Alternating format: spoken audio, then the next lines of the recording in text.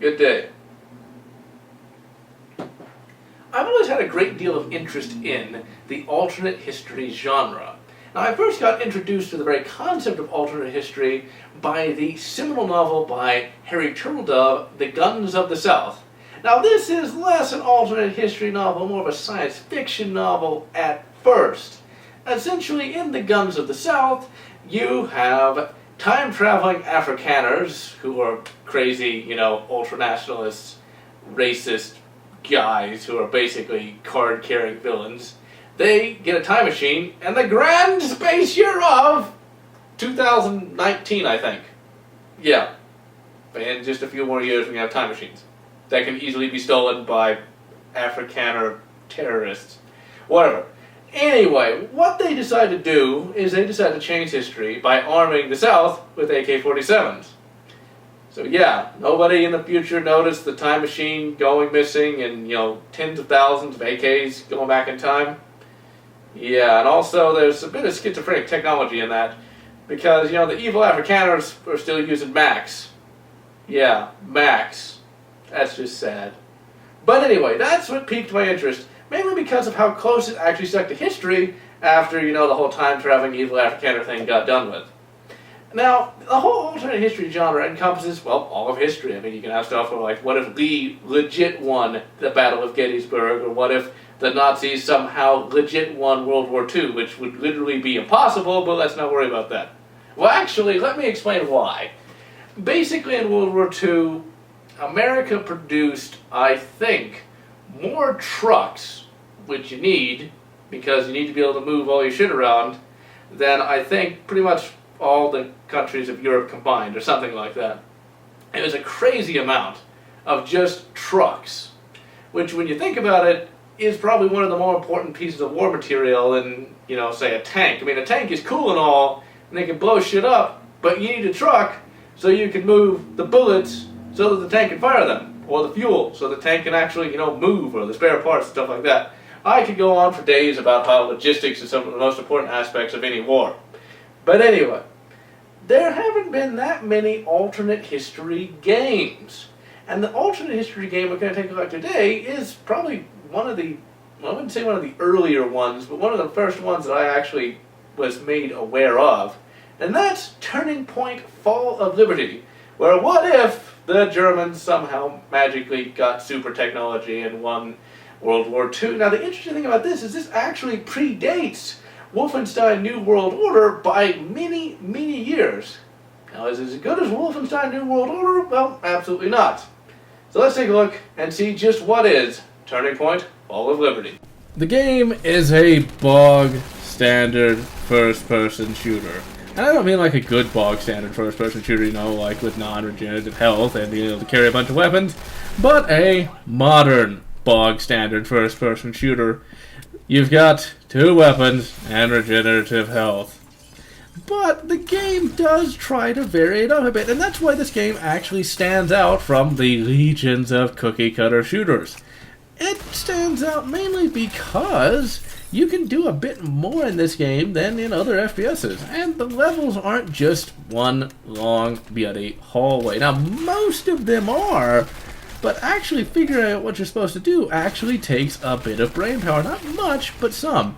And that's because you're not just walking from point A to point B, or sprinting from point A to point B. Instead, you can actually grab onto walls and shimmy across and stuff like that. Sure, it's nothing groundbreaking or amazing, but at least the developers tried to do something different, and that's more than a lot of other developers can say, that's for sure. Now, the base gameplay is, well, as I said, bog standard. You shoot enemies, they fall down. The AI for the game ranges from abysmal to, halfway decent.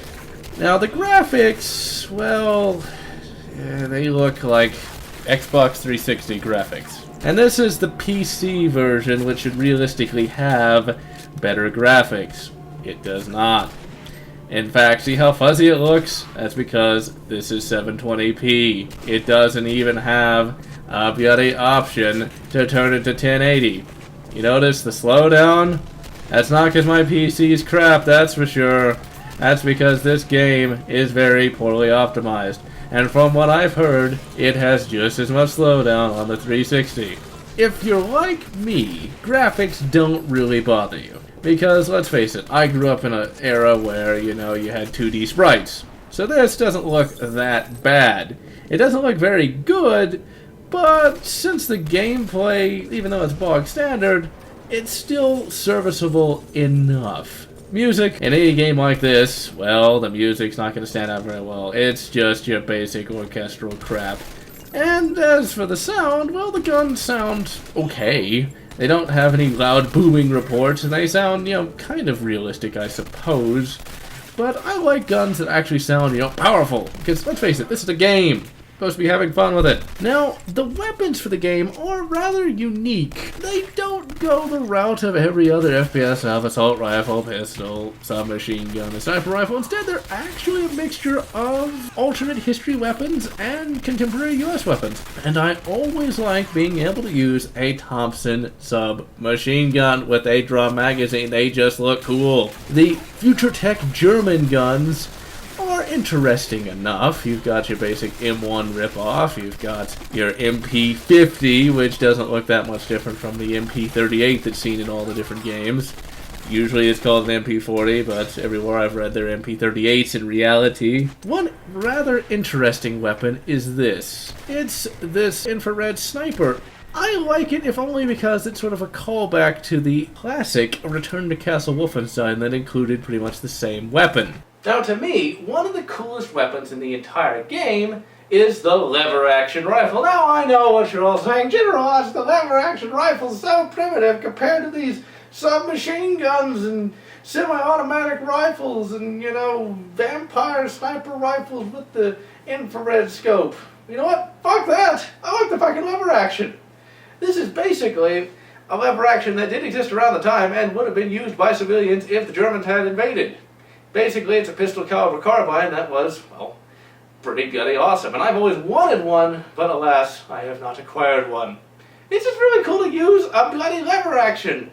That's such an underrepresented gun in first-person shooters. I think they're fucking awesome. In the game, you play as Generic McGenericstein, and he's building a skyscraper, and the Germans attack with battle zeppelins and planes and all kinds of stuff. Now, of course, the game never shows the aircraft carriers that it had to be taking off of to actually get to America, but oh well. And, of course, it doesn't show the American Air Force coming in to attack them and shredding the zeppelins, but oh well. It looks cool, and I love battle zeppelins. Really, the whole thing is kind of implausible of Germany having enough manpower and actually having the logistics necessary to do this sort of invasion, because let's face it, invading America would be very, very, very difficult, even though in the game they try to justify it by saying that the American military doesn't really have the kind of numbers to fight, even though America's really, really far away from Europe, which means you'd have giant supply lines. You'd have to have enough boats with enough men, with enough food, with enough ammo and stuff like that. Really, invading America is not an easy prospect, even for the Germans. But, oh well, if they didn't invade, we wouldn't have a game, so yeah. The Germans, of course, have, a mixture of near-future tech, even though